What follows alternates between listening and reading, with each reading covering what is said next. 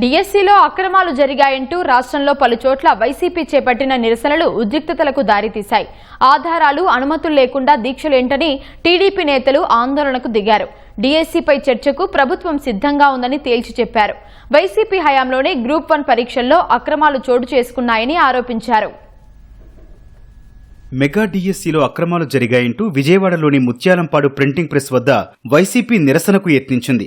ఆందోళనలకు ధర్నా చౌక్ ఉందని, ఎక్కడ పడితే అక్కడ బైఠాయించి ప్రజల్ని ఇబ్బందులకు గురిచేయడమేంటని స్థానిక ఎమ్మెల్యే బొండా ఉమా అక్కడికి వెళ్లారు. అనుమతి లేదంటూ శిబిరాన్ని తొలగించారు. ఈ క్రమంలో ఇరు వర్గాల మధ్య తోపులాట చోటు చేసుకుంది. వైసీపీ శ్రేణుల దాడిలో టీడీపీ మహిళా కార్యకర్త సొమ్మసిల్లి పడిపోయారు. TDP MLA Bonda Uma, YCP మాజీ ఎమ్మెల్యే మల్లాది విష్ణు కాసేపు బైఠాయించారు. పోలీసులు మల్లాది విష్ణును అదుపులోకి తీసుకుని పరిస్థితిని అదుపులోకి తెచ్చారు.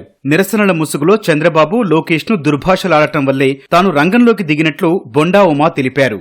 వీళ్ళు ఇక్కడ గవర్నమెంట్ ప్రెస్ దగ్గర పొద్దున్నుంచి తాగేసి మిక్చర్ ప్యాకెట్లు, మందు బాటిల్ సప్లై చేసి లోకేష్ గారిని తిట్టించడం కోసం, చంద్రబాబు గారిని తిట్టించడం కోసం ధర్నాలు చేస్తే ఊరుకునే సమస్య లేదు.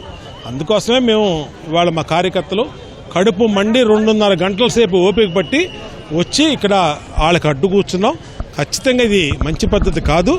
మా హయాంలో జరిగినటువంటి డిఎస్సిలో 18,000 మంది అర్హత కలిగినటువంటి వాళ్ళకి ఉద్యోగాలు ఇచ్చాం. టీచర్లు చక్కగా 8 నెలల కింద ఉద్యోగాల్లో జాయిన్ అయ్యారు, చేసుకుంటున్నారు. మీ హయాంలో అవినీతి జరిగింది గ్రూప్ 1. ఇవాళ నీకు డబ్బులు ఇచ్చి ఉద్యోగాలు కొనుక్కున్న వాళ్ళందరూ ఇంట్లో కూర్చున్నారు.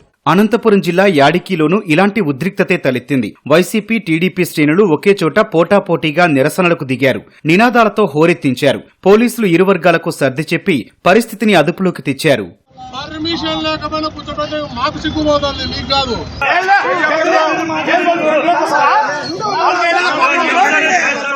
రాష్ట్రంలోని ఇతర ప్రాంతాల్లో వైసీపీ శ్రేణులు దీక్షా శిబిరాలు నిర్వహించారు. నియోజకవర్గ ఇన్ఛార్జీలు, వైసీపీ ముఖ్య నేతలు నిరసనల్లో పాల్గొన్నారు. విద్యాశాఖ మంత్రి లోకేష్ రాజీనామా చేయాలని డిమాండ్ చేశారు.